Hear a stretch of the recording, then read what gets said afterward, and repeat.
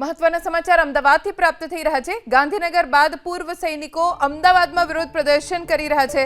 Shahibaug army hospital પાસે વિરોધ પ્રદર્શન। વિવિધ માંગને લઈને પૂર્વ સૈનિકો 22 દિવસથી ધરણા પ્રદર્શન કરી રહ્યા છે। સરકારી ભરતીમાં 10% અનામતની જગ્યા સંપૂર્ણ ભરવાની માંગ સાથે વિરોધ પ્રદર્શન છેલ્લા 22 દિવસથી થઈ રહ્યું છે। આજે સવારે ગાંધીનગરમાં પોલીસે પૂર્વ સૈનિકોની અટકાયત કરી હતી।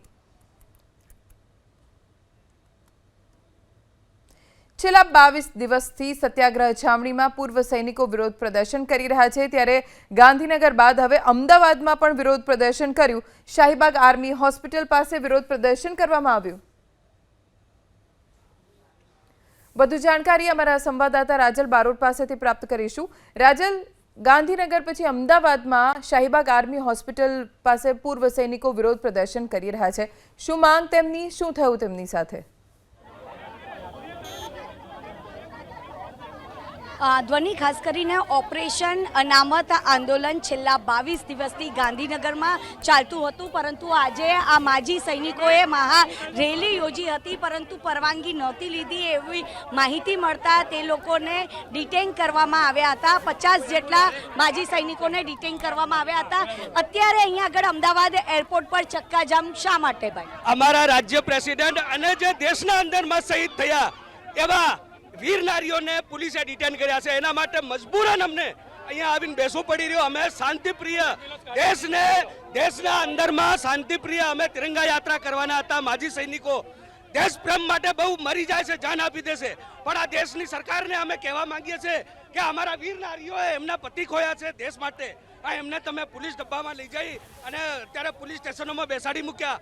અમારા રાજ્ય પ્રેસિડેન્ટને પણ હમણાં ડિટેન કરીને મૂકી દીધા। અમારા રાજ્ય પ્રેસિડેન્ટ આવી જાય, અમે અહીંયાથી જગ્યા ખાલી કરી દેશું। અમારી એક જ ઉદ્દેશ ને તો ઠેર ઠેર ગુજરાતના અંદરમાં તમામ જિલ્લાઓમાં તમામ તાલુકાઓના અંદરમાં રોડ જામ ચક્કાજામ આંદોલન ચાલુ કરવાના અમે। અત્યારે આપ જોઈ શકો છો આ અમદાવાદનો એરપોર્ટ છે, સતત વાહન ચાલકોની અહીંયા આગળ અવર જવર થતી હોય છે। વાહન ચાલકો હેરાન પરેશાન થઈ રહ્યા છે।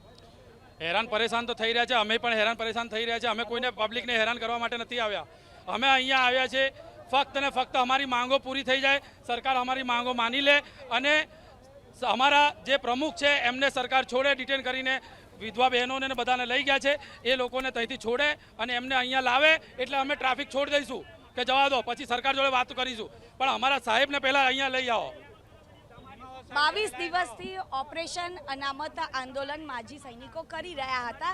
આજે પરવાનગી વગર મહારેલી યોજી એટલા માટે લોકોને રેલી તો નીકળી જ નહીં, એમણે રેલી તો નીકળી જ નહીં। રેલી નીકળતા પહેલા તો એમણે ત્યાં એ લોકોને ડિટેન કરેલા હતા અને અમે આજે 25 દિવસથી અમે શાંતિથી બેઠેલા હતા તો કોઈને તકલીફ પડી નહીં, તો હવે એકદમ એમને એવી કેવી તકલીફ પડી ગઈ અને અમે એ રેલી મતલબ એના માટે અમે ગૃહમંત્રી અને મુખ્યમંત્રી સાહેબના સંપર્કમાં છીએ જ, એસપી સાહેબના સંપર્કમાં છીએ, અમે બધાની સાથે છીએ અને એવી કોઈ મતલબ અમારી કાર્યવાહી હતી નહીં કે જેથી કરીને એમણે આ કાર્ય કરવું પડે।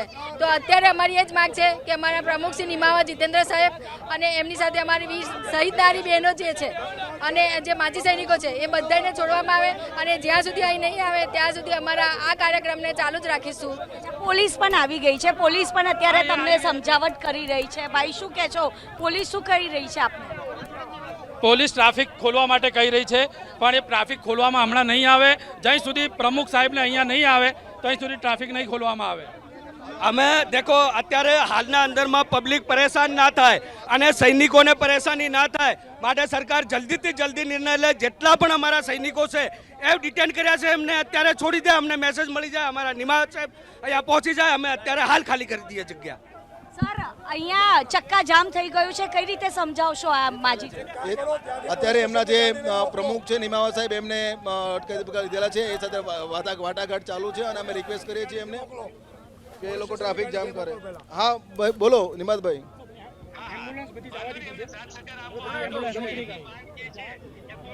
તો આપ જોઈ રહ્યા છો કે અહીંયા આગળ માજી સૈનિકોને સમજાવવાનો જે પ્રયાસ છે તે પોલીસ દ્વારા કરવામાં આવી રહ્યો છે, પરંતુ આ અમદાવાદ એરપોર્ટ સર્કલ આખું જે ચક્કાજામ કરી દીધું છે। અહીંયા આગળ માજી સૈનિકોએ છેલ્લા 22 દિવસથી જે આંદોલન ઉપર ઉતર્યા હતા, તમામ લોકોની માંગ હતી અનામતને લઈને, ત્યારે આજે લોકોએ મહારેલી યોજી હતી અને 50 50થી પણ વધુ જે માજી સૈનિકો છે કે જે દેશની સરહદ ઉપર સેવા બજાવતા હોય છે એમને ડિટેન કરી દેવામાં આવ્યા હતા અને એટલા જ માટે અત્યારે આપ જોઈ રહ્યા છો કે આ તમામ માજી સૈનિકો છે કે જેમને ચક્કાજામ કર્યો છે અને સૈનિકોને અમારા સૈનિકોને જે જેલમાં પૂર્યા છે એ બધાને રિહા કરો બસ, એટલે અમે ખસી જઈએ. લીગલી પરમિશન હતી, અમે પરમિશન લઈ અને પછી સત્યાગ્રહ પર સાવણી પર ગયા હતા.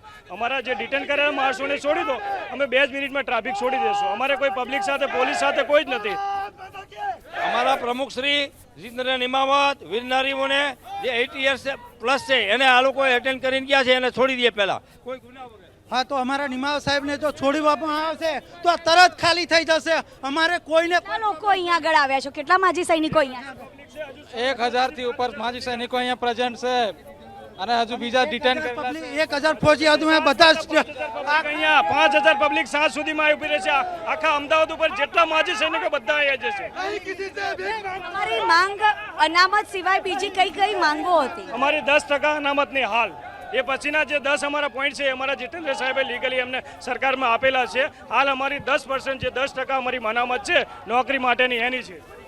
તો આપ જોઈ રહ્યા છો કે અહીંયા આગળ અમદાવાદ જે એરપોર્ટ સર્કલ છે કે જ્યાં આગળ ચક્કાજામ કરી દેવામાં આવ્યા છે. અત્યારે પોલીસ છે કે જે તમામ માજી સૈનિકોને સમજાવવાનો જે પ્રયાસ છે અહીંયા આગળ આપ જોઈ રહ્યા છો. કાનન દેસાઈ પણ અત્યારે અહીંયા આગળ આવી ગયા છે અને તમામ જે માજી સૈનિકોની જે પડતર માંગો અને સાથે જ જેટલા પણ સૈનિકોને ડિટેન કરવામાં આવ્યા છે ધ્વનિ તે લોકોને છોડી દેવામાં આવે તેવી અહીંયા આગળ તમામ માજી સૈનિકો માંગ કરી રહ્યા છે કે તેમના જે નિમાવત સાહેબને છોડી દેવામાં આવે ત્યારબાદ તેઓ આ ચક્કાજામ હટાવી દેશે. ધ્વનિ. રાજલ, આભાર જાણકારી આપવા માટે.